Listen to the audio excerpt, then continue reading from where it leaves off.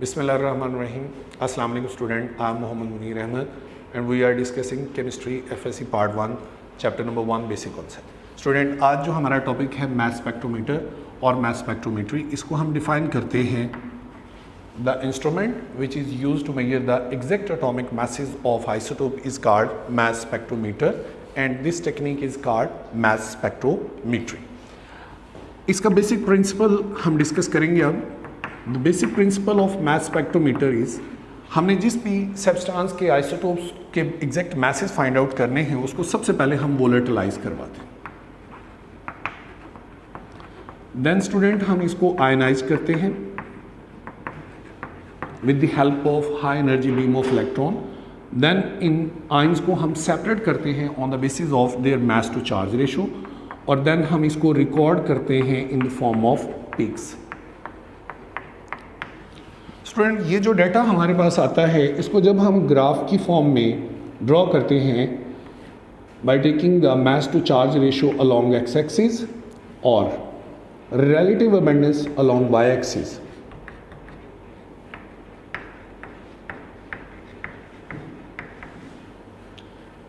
तो जो ये हमारे पास ग्राफ डेवलप होता है इसको हम कहते हैं मास स्पेक्ट्रम.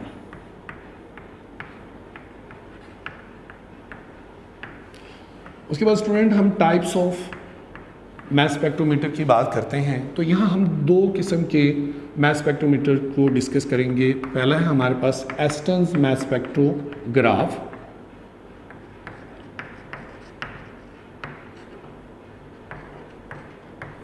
और दूसरा हमारे पास है Dempster mass spectrometer.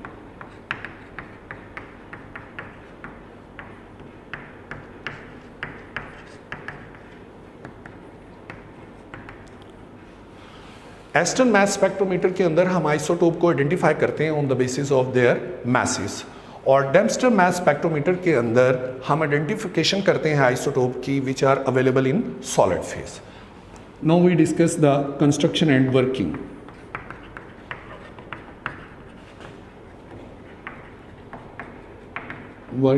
Of mass spectrometer.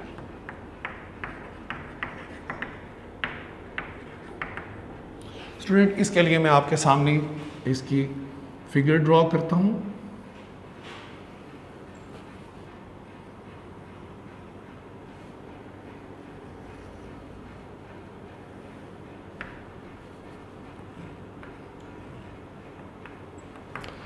हम इसमें इंट्रोड्यूस करवाते हैं vapours of sample at the pressure of 10⁻⁻⁶ to 10⁻⁻⁷ torr. Student, इतना लो प्रेशर रखने की क्या रीज़न है ये भी मैं आपको अभी डिस्कस करता हूँ. यहाँ पर हम डिस्चार्ज ट्यूब लाइक इलेक्ट्रोड्स लगाकर इलेक्ट्रोड्स लगाकर यहाँ पर हम कैथोड रेज जनरेट करते हैं. कैथोड रेज बेसिकली इलेक्ट्रॉन्स ही नेचर में होते हैं. इन इलेक्ट्रॉन्स की बम्बार्डमेंट से ये हमारे पास यहाँ पर मौजूद गैस जो है वो आयनाइज हो जाएगी. यहाँ पर स्टूडेंट हमने ये जो वेपर्स को इतने लो प्रेशर पे इंट्रोड्यूस करवाया इसकी रीज़न भी यही है. हम चाहते हैं कि उनकी आयनाइजेशन प्रॉपरली हो जाए. जब हम लो प्रेशर पे यहाँ पर गैस को इंट्रोड्यूस करवाएंगे तो उसकी आयनाइजेशन बहुत आसानी से हो सकती है. देन यहाँ हम हाई वोल्टेज ग्रेड अप्लाई करते हैं नेगेटिव कैथोड. ये परफोरेटेड होता है. इस ग्रेड का मकसद क्या है? To accelerate the ions. यहाँ पर बनने वाले आइंस को ये एक्सेलरेट करेगा. इसके हम वोल्टेज 500 to 2000 वोल्ट्स अप्लाई करते हैं. हाई वोल्टेज अप्लाई करने का मकसद है कि उसको प्रॉपरली एक्सेलरेट कर ले. आगे हम स्लिट्स अप्लाई करते हैं. इन स्लिट्स के अंदर से जब ये आयंस मूव करते हैं तो एक बीम की शक्ल में हमारे पास आयंस आ जाते हैं. यहाँ पर मैग्नेटिक फील्ड हम अप्लाई करते हैं. इस मैग्नेटिक फील्ड में पहुंचते ही इस सैंपल के अंदर मौजूद जो आयंस हैं वो according to their mass to charge ratio separate हो जाते हैं अकॉर्डिंग टू दिस रिलेशन. अब यहाँ पर ये सेपरेशन किस तरह होती है? हम सपोज करते हैं कि हमने यहाँ पर जो सैंपल लिया नियॉन का है. नियॉन के हमारे पास 3 आइसोटोप हैं, नियॉन 20, नियॉन 21, नियॉन 22. जब ये आयनाइज होगा तो चार्ज तो सब पे सेम है, it mean mass to charge ratio according to mass हमारे पास डिफरेंट है हर आयन की। जब यहाँ पर ये पहुँचता है तो इस रिलेशन में अगर हम देखें तो mass is directly proportional to R. हमारे पास जिसका मास ज़्यादा होगा उसका रेडियस डेफिनेटली बड़ा होगा, जिसका मास कम होगा रेडियस भी कम होगा। इसी की बेस पे हमारे पास ये 3 कर्व्ड लाइन में अलग-अलग हो जाएंगे, नियॉन 22, नियॉन 21 और नियॉन 20। अब स्टूडेंट हमारे पास हम ये देखना चाहते हैं कि डिफ्लेक्शन किसकी ज़्यादा है मैग्नेटिक फील्ड में। तो ये इंपॉर्टेंट पॉइंट है, इसको आप ज़हन में रखें। जब मैग्नेटिक फील्ड के अंदर ये आयंस पहुंचते हैं तो जिसका मास कम है वो मोर डिफ्लेक्ट होता है, उसके ऊपर मैग्नेटिक फील्ड की इफेक्टिवनेस ज़्यादा है। जो उससे ज़्यादा मास रखता है वो और कम, और जो सबसे हैवी है वो सबसे कम। यही वजह है कि ये कर्व पाथ में मूव करते हैं। अगर हम इस कर्व पाथ को कंप्लीट करें तो ये सर्कुलर पाथ बन जाएगा, इसीलिए इसका रेडियस हम r से रिप्रेजेंट करते हैं। ये हमारे पास r अगर हम कहें नियॉन 20 के लिए है, ये हमारे पास r नियॉन 21 के लिए है, ये हमारे पास r नियॉन 22 के लिए। हर एक जो आयन है according to their mass to charge ratio separate हो गया है। अब हम इनको डिटेक्टर के ऊपर फॉल करवाते हैं। यहाँ पर हमने डिटेक्टर लगाया होता है। इस डिटेक्टर का काम है इन आयंस को कलेक्ट करना है, इसीलिए हम इसको आयन कलेक्टर भी कहते हैं, इसी को हम इलेक्ट्रोमीटर भी कहते हैं। ये यहाँ पर जब फॉल करेंगे तो रिस्पेक्टिवली करंट जनरेट करेंगे। जिस आयन की तादाद ज़्यादा होगी वो डेफिनेट बात है उतना ज़्यादा हमारे पास करंट जनरेट करेगा, और उसके करंट जनरेशन से हम फाइंड आउट करेंगे उसकी रिलेटिव अबेंडेंस। स्टूडेंट यहाँ पर एक इम्पॉर्टेंट बात कि ये डिफ्लेक्शन हमारे पास जो ज़्यादा हुई थी वो लाइटर मास की, उसकी मैंने रीज़न आपको बताई कि मैग्नेटिक फील्ड उसके ऊपर अफेक्टिव है। हम रेडियस को वेरी भी करवा सकते हैं। हम रेडियस को वेरी क्यों करवाते हैं? ताकि हम उसको आसानी से डिटेक्टर के ऊपर फॉल करवा सकें।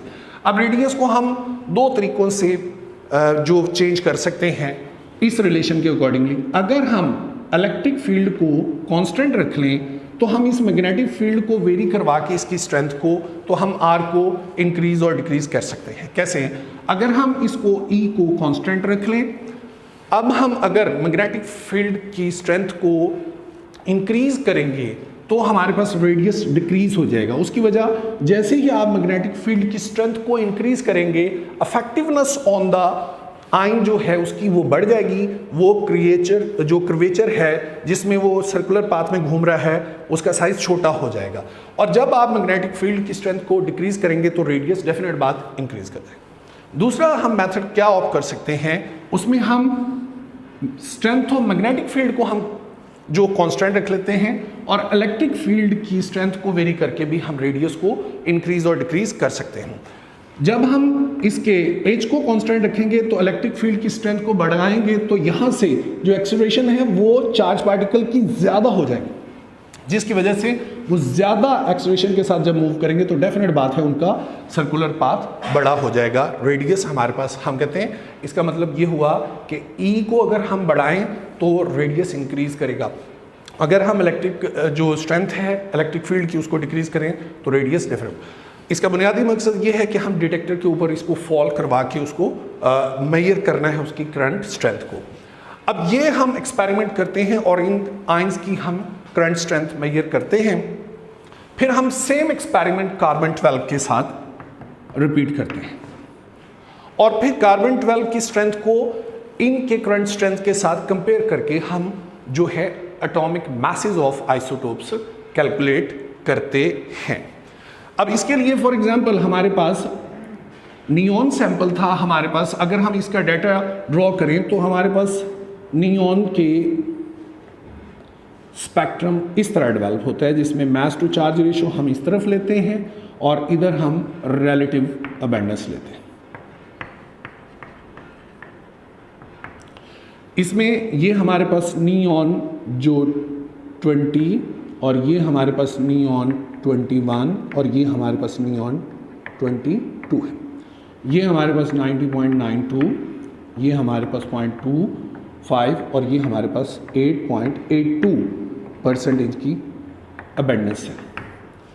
अब इनकी करंट स्ट्रेंथ से हमें इनकी अबेंडेंस का पता चल गया कि ये हमारे पास कितने कितने हैं। अब जो हमारे पास ये स्पेक्ट्रम है बुनियादी तौर पे हमें ये 3 इंफॉर्मेशन देता है। कैसे कि हमारे पास जितनी पीक्स हैं इसके उतने ही आइसोटोप्स हैं।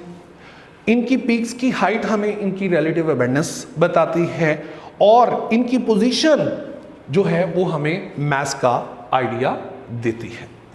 स्टूडेंट, एक ये टेक्निक मास स्पेक्ट्रोमीटर, इसके अलावा हमारे पास और बहुत टेक्निक्स हैं जिनकी मदद से हम आइसोटोप्स को सेपरेट कर सकते हैं।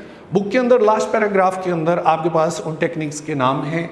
उसमें हम थर्मल डिफ्यूजन के ज़रिए से, गैशियस डिफ्यूजन मेथड के ज़रिए से, अल्ट्रा सेंट्रीफ्यूजिंग के ज़रिए से, लेज़र सेपरेशन के ज़रिए से भी आइसोटोप्स को सेपरेट कर सकते हैं। इसके बाद स्टूडेंट हमारे पास जो एक छोटा सा टॉपिक इसके एवरेज एटॉमिक मास।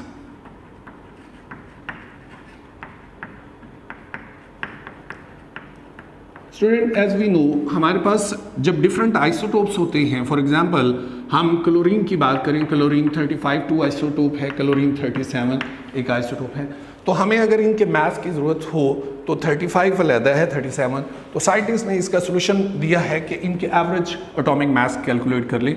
उसके एवरेज एटॉमिक मास के लिए हमें जो ज़रूरत होती है वो परसेंटेज इनकी अबेंडेंस की। ये हमारे पास क्लोरीन 35 है, इसकी जो परसेंटेज अबेंडेंस, नेचुरल अबेंडेंस है वो 75% अप्रॉक्सीमेटली और इसकी 25% अप्रॉक्सीमेटली। हम ये एक फार्मूला अप्लाई करते हैं आइसोटोपिक मास, एवरेज एटॉमिक मास के लिए। आइसोटोपिक मास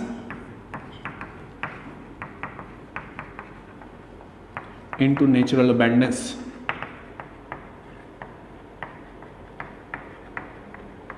और स्टूडेंट इसी तरह हम ये एक plus isotopic mass of second isotope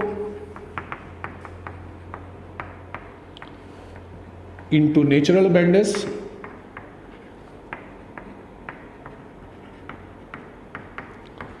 and so on, और इसको टोटल को हम डिवाइड कर देते हैं 100 से, and this way we get average atomic mass. For example हम क्लोरीन की एग्जांपल पहले डिस्कस करते हैं। 35 into 75 plus isotopic mass into natural abundance over 100 और this way we get 35.5 am। हम अनदर एग्जांपल हम डिस्कस करते हैं नियॉन 20, नियॉन 21, नियॉन 22।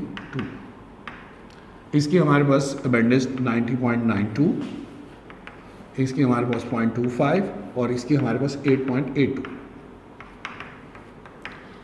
जब हम इस पे फार्मूला अप्लाई करते हैं तो 20 into 90.92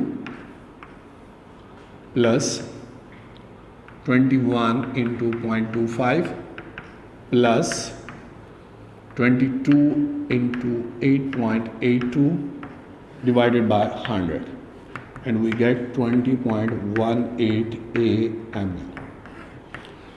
student, this is the reason कि हमारे पास आइसोटोप के जो एवरेज एटॉमिक मास हैं वो फ्रैक्शंस में होते हैं। अदरवाइज अगर हम आइसोटोप्स के मासेस को देखें तो वो होल नंबर होने चाहिए क्योंकि वो मास नंबर हैं, लेकिन जब हम उनका एवरेज एटॉमिक मास लेते हैं तो वो हमारे पास फ्रैक्शन में भी एग्जिस्ट करता है। This is all about the today's topic. Next topic के साथ इंशाल्लाह फिर मुलाकात होगी, तब तक के लिए अल्लाह हाफिज़, अस्सलाम वालेकुम।